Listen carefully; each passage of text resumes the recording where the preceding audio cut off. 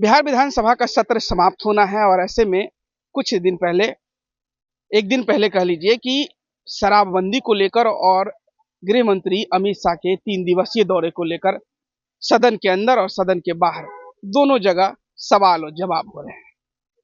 विपक्ष सीधे तौर पर कई आरोप लगा रहा है कि अमित शाह बिहार दौरे पर आ रहे हैं तो किन्हीं का कहना है कि राज्य के बंटवारे के लिए आ रहे हैं, तो किन्हीं का कहना है कि यहाँ आतंकी और नक्सलवादियों को बढ़ावा देने के लिए अमित शाह आ रहे हैं। अब इसको लेकर सत्ता पक्ष की तरफ से भी पलटवार किया गया है, चाहे शराबबंदी को लेकर माधव आनंद हो या फिर अमित शाह को लेकर लोजपा रामविलास के अध्यक्ष राजू तिवारी हो। इन दोनों ने इस बयान को लेकर पलटवार किया है विपक्ष पर सीधे तौर पर हमलावर होते हुए कहा है कि जो भी शराबबंदी के खिलाफत है और जो शराबबंदी को लेकर जो बयानबाजी चल रही है सदन के बाहर या सदन के अंदर, उसको सरकार देख रही है। और जिस तरीके से कल 27 तारीख को शराब मंगवाने की जो बात जिन्होंने की है, अगर वो ये काम करते हैं तो उनके लिए पटना के बेउर जेल का दरवाजा खुला हुआ है। सुनवाते हैं तमाम नेताओं के क्या कुछ कह रहे हैं इस तमाम मुद्दों को लेकर। तो सरकार को विचार करना है, हम मांग नहीं कर रहे हैं, क्योंकि हमने तो शराबबंदी पर मुहर लगाया है और उस समय हम एनडीए हमारी महागठबंधन की सरकार थी और हमने मुहर लगाया है। और सरकार को विचार करना है कि क्या करना है। आप तो खुलेआम एनडीए के नेताओं को छूट दे रखे हैं कि शराब लाओ, बेचो और करोड़पति और अरबपति बनो, और उसमें कुछ पुलिस पदाधिकारी भी हैं जो इस खेल में शामिल है। MLC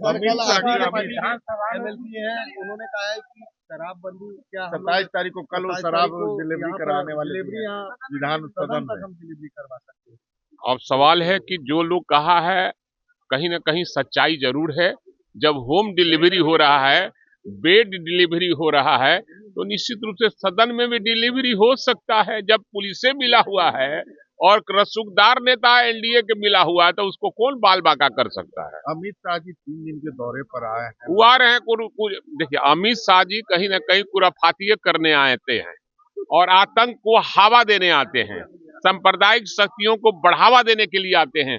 इसी के लिए वो राजनीति में हैं और जब उनकी सत्ता जाएगी तब उनको लगेगा कि मैंने कहां कहां गलती किया है। धन्यवाद सर। देखिए, अब ये जांच SIR में हुआ था, पुनः सरकार जांच कर रही है।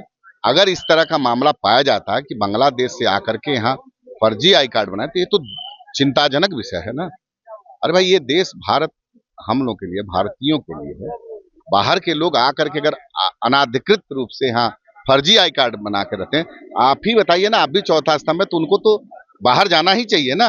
ये देश भारत भारतीयों का है, यहाँ पर हम लोग का अधिकार है। जो बाहर के लोग आए हैं तो हमको लगता है कि इसमें देरी हो रही है, तुरंत उनको उनके देश भेजने का उपाय करना चाहिए। कह रहे हैं कि आतंकवाद को बढ़ावा देने के लिए अमित शाह बिहार आए। भाई वीरेंद्र के पास स्पेशल इंटेलिजेंस है, समझ रहे हैं ना। आतंकवाद का आज नक्सल पूरे देश से साफ हो गया। अब ये लोग देखिए, कानून का मजाक उड़ाने वाले लोग आज कानून की बात करते हैं तो अच्छा लगता है। राजद सर एक लाख राजद MLC कह रहे हैं कि हम शराब की सप्लाई 27 तारीख को कर दिखाएंगे। सप्लाई करेंगे, यही देखिए, ये निश्चित रूप से दुर्भाग्यपूर्ण है। 16 में सभी दल के लोग कसम खाए थे, शपथ लिए थे, और उसके बाद ये ऐसी बात करते हैं, तो कहीं न कहीं ये जरूर दर्शाता है कि इनके नेता इस तथाकथित व्यवसाय में जुड़े हुए हैं और मंगाएंगे शराब। लाने वाला भी और मंगवाने वाला भी, सबको बेउर जेल सुरक्षित किया हुआ है। देखिए, आरजेडी के लोग जो है ना, मीडिया में बने रहने के लिए कुछ भी जैसो बोल देते हैं। मीडिया का अटेंशन पाने के लिए, अट्रैक्शन पाने के लिए। मुझे लगता है कि कोई भी व्यक्ति जब सदन का हिस्सा हो तो उनकी बातों में गंभीरता होनी चाहिए। किसी की हिम्मत है कि सदन में जो है शराब जैसे पहुंचवा दे। इस तरह का बेतुका बयान बचपनापन दिखाता है, उनमें शिक्षा की कमी दिखाता है। मुझे लगता है ऐसे बयानों का कोई महत्व नहीं है और आप लोगों से भी आग्रह है कि ऐसे व्यक्ति जब इस तरह के बयान देते हैं, यानी विधानसभा और विधान परिषद एक मंदिर की तरह हम लोगों के लिए है, और उसमें इस तरह की बातें कहना कि हम यहाँ मंगवा देंगे, तो उनकी मानसिकता को दिखाता है, शिक्षा की कमी है। और ऐसे बयानों को आप लोग को भी तवज्जो देने की आवश्यकता है। किसी की हिम्मत है, आपको लगता है किसी की हिम्मत है? उन्होंने तो कहा है, हम तो नहीं सुने उनके बयान को अगर उन्होंने कहा है तो कहिए मंगवाने के लिए, कहिए मंगवाने के लिए। अरे कौन क्या करता, तो ये कुछ लोग मीडिया का अटेंशन पाने के लिए कुछ भी इस तरह का बयान देते हैं और मीडिया उनको तवज्जो दे देती है। तो मुझे लगता है ऐसे बयानों का कहीं कोई मायने नहीं है, सिर्फ मीडिया का। सरकार को क्या चैलेंज देंगे? सरकार को तो कोई चैलेंज नहीं दे सकता। आदरणीय नीतीश कुमार जी के नेतृत्व में एक मजबूत सरकार चल रही है, विकास पुरुष के नाम से जाने जाते हैं। और जितनी बातें शराबबंदी के मैटर पे मुझे कहनी थी अपने सरकार को, आप लोगों के माध्यम से भी, सदन के माध्यम से मैंने अपने बातों को रखने का काम किया। कौन क्या कहता है नहीं कहता उनकी बात है। चलिए, राज्यसभा सीटों के लिए एक बार फिर से सर उपेंद्र कुशवाहा क्या जाएंगे? अब आपको कैसे पता सुन रही है कि नहीं सुन रही है? और कुछ मीडिया के सामने नहीं बोला जाता है। सदन में कोई जब मुद्दा उठता है, जनहित से जुड़ा हुआ मुद्दा उठता है, तो सरकार उसको संज्ञान में लेती है।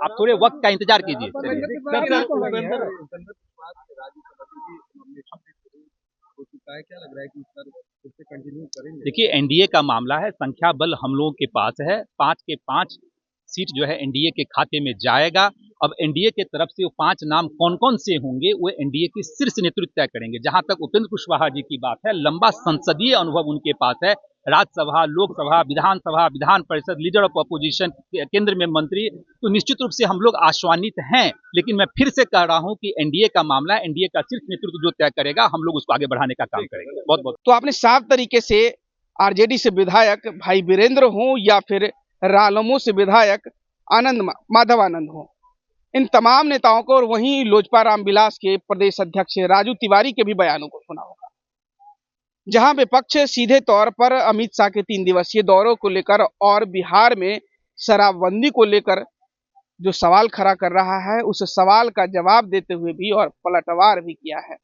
राजू तिवारी ने कहा कि भाई वीरेंद्र के अपने इंटेलिजेंस होंगे, जिसके कारण इस तरीके के बयान सामने आ रहे हैं। वो आतंकवादियों और नक्सलवादियों को बढ़ावा देने हैं, उनका इंटेलिजेंस काम कर रहा होगा, इसलिए इस तरीके के बयान दे रहे हैं। वहीं माधव आनंद ने भी साफ कर दिया है कि हमें जो अपनी बातें पहुंचानी थी सरकार तक, वो हमने शराबबंदी को लेकर पहुंचा दी है। सरकार संज्ञान भी ले रही है, लेकिन सदन के बाहर जिस तरीके से राजद से एमएलसी है सुनील सिंह, उनका जो बयान सामने में आया है, तो ऐसे में वो सिर्फ मीडिया में आने के लिए बयानबाजी कर रहे हैं।